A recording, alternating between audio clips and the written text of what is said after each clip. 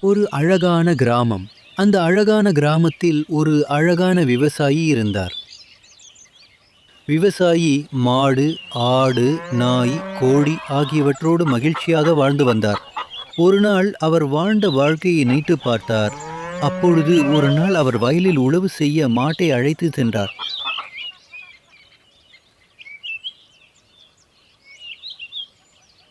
கோழி தனது அடைகாக்கும் கூட்டில் தன் விவசாயி திரும்பி வரும் வரை முட்டையிட்டு அடைகாத்தது. நாய் அங்கும் இங்கும் அந்த விவசாயி உழவு செய்யும் வரை வயலை பாதுகாத்து வந்தது.